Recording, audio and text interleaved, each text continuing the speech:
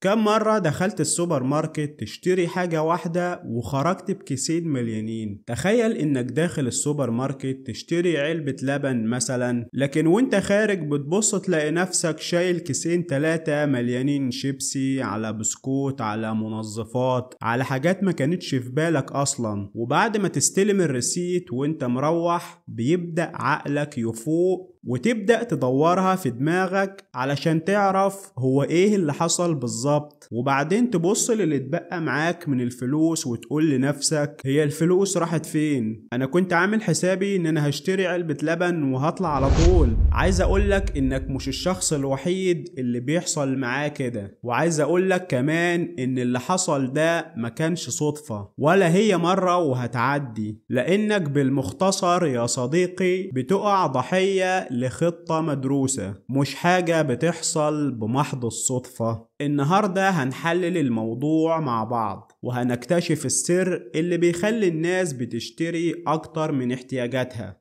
والأهم من ده كله هقولك على القاعدة اللي لو التزمت بيها هتتحكم في مصاريفك وتضاعف مدخراتك من غير ما تحس.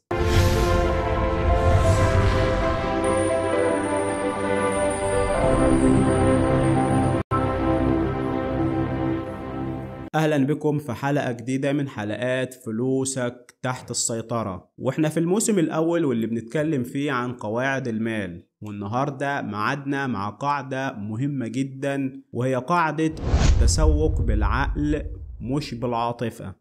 ولو أول مرة تشوفنا ممكن ترجع للحلقات اللي فاتت هتشوف وتتعرف على قواعد مالية مهمة جدا وهتفرق جدا في حياتك، وده لأننا بنقدمها لك بصورة سهلة وبسيطة وبدون أي تعقيد أو فزلكة. وياريت كمان تتابع معانا باقي الحلقات لأننا بنقدم لك خلاصة الخلاصة في فهم قواعد المال، وكمان بنقدمها لك على طبق من ذهب.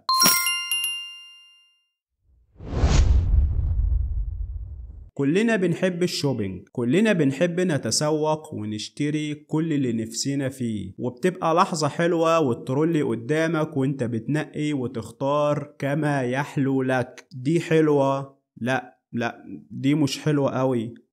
دي فيها مميزات اكتر، دي جميلة، دي شكلها حلو. ما تيجي ناخد فكرة عن العرض ده. هو المنتج الجديد ده عبارة عن ايه؟ هي الاكياس اللي هناك دي فيها ايه بالظبط؟ ممكن تجرب معانا العرض ده يا فندم، هيعجبك قوي. مش مشكلة نجربه، والله ما هكسفك. صحيح، هو فين قسم المشروبات؟ انا عايز اشرب حاجة ساقعة. جبتوا انواع جديدة من الشوكولاتات؟ ياه، هو المنتج ده خلص؟ ده انا كنت بحبه قوي. هتجيبوه امتى تاني بعد اذنك؟ يا فندم، ده احنا نجيبه لك مخصوص، بكرة ان شاء الله هتلاقيه. واحدة من الثقافات اللي اتغلغلت جوانا قوي ومش عايزين نفرط فيها ابدا هو اننا بنحب نبان دايما بصورة احسن واشيك، حتى لو هيكون ده على حساب ضرورياتنا واساسيات حياتنا. ليه مش بنحب دايما اننا نظهر بالصورة الطبيعية الحقيقية بتاعتنا؟ ليه بنحب دايما اننا نكلف نفسنا اكتر من طاقتنا؟ ليه دايما مش بنحب نعترف بامكانياتنا وقدراتنا؟ ليه ما بنحددش دايما احتياجاتنا الاساسية وضروريات حياتنا ونحطها اول حاجة في قائمة الاولويات؟ انت ممكن تحس ان كلامي ده متشعب او مش محدد، لكن الحقيقة يا صديقي ان علوم التسويق والادارة المالية وادارة المبيعات والديزاين وابتكار المنتجات ورحلة العميل وفنون البيع والديجيتال ماركتينج وكل الليلة دي بتدور حوالين هدف واحد، وهو بيع المنتج للعميل وكسب ولائه. انا بقولك الكلام ده عشان اوضح لك الصورة الخاصة بيك انت كعميل مستهدف من اي حد بيبيع منتج. انت اللي لازم تعرف هتمشي حياتك ازاي، وانت اللي لازم تعرف هتدير نفسك وبيتك ازاي. واحدة من اهم الصور اللي بتتكرر يوميا في حياتنا بصفة مستمرة هو موضوع الشوبينج والتسوق، ودي من اهم الانشطة في حياتك اللي لازم تتحكم فيها وتديرها صح، لان فعلا هي دي مربط الفرس.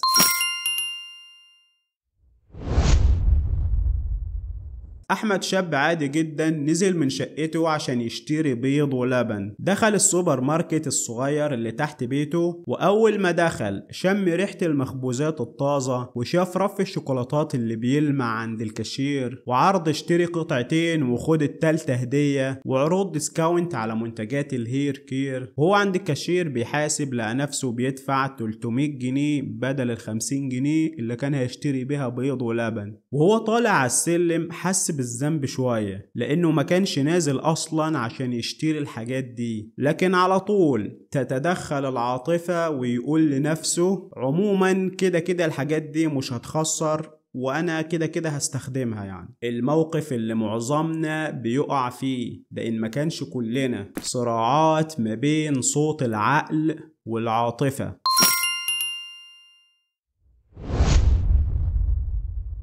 لازم تعرف ان المحلات ايا كانت بتبيع ايه مش بترتب منتجاتها عشوائيا. كل ركن، كل لون، كل موسيقى في الخلفية، كل ده معمول عشان يخليك تشتري. لكن العقل وقت التسوق بيتراجع، والمشاعر هي اللي بتقود المعركة. دايما بتحس انك بتكافئ نفسك او ان الفرصة مش هتتكرر، لكن الحقيقة ان معظم المشتريات دي ملهاش قيمة حقيقية في حياتك. والحقيقة المرة انك بتفتح جروح في حياتك المالية بتخلي دخلك ينزف، وبعدين ترجع وتقول الفلوس بتتبخر والمرتب دايما بيطير.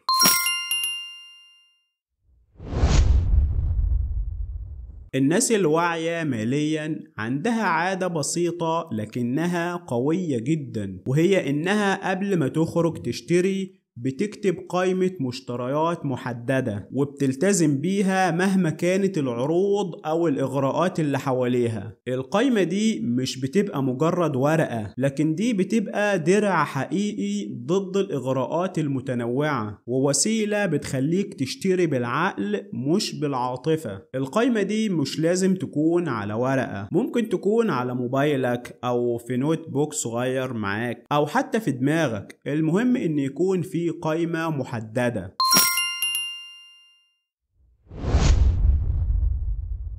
قاعدتنا النهاردة في غاية الأهمية، وهي واحدة من أسرار الإصلاح المالي، وهي قاعدة التسوق بالعقل مش بالعاطفة. اشتري بالقايمة مش بالشعور. كل جنيه تدفعه لازم يكون ليه سبب منطقي، مش مجرد لحظة ضعف أو إغراء. قبل ما تشتري اسأل نفسك سؤال واحد: هل أنا محتاج ده فعلا ولا أنا نفسي فيه؟ لو بدأت تميز ما بين الاتنين حياتك المالية هتتغير تماما، وهتكتشف إن التوفير مش حرمان، وإنك مش محتاج تكسب أكتر، انت محتاج تفكر احسن. احفظ القاعدة دي في ذهنك على طول: التسوق بالعقل مش بالعاطفة. وفي الحلقة الجاية هنتعرف مع بعض على قاعدة مهمة جدا بتكشف سر تاني من أسرار استنزاف الدخل، وهنعرف من خلالها ازاي بتفقد القدرة على السيطرة. قاعدة بسيطة لكن هتغير علاقتك بالفلوس 180 درجة. كان معاكم أحمد مبروك من فلوسك تحت السيطرة. أشوفكم على خير وإلى اللقاء.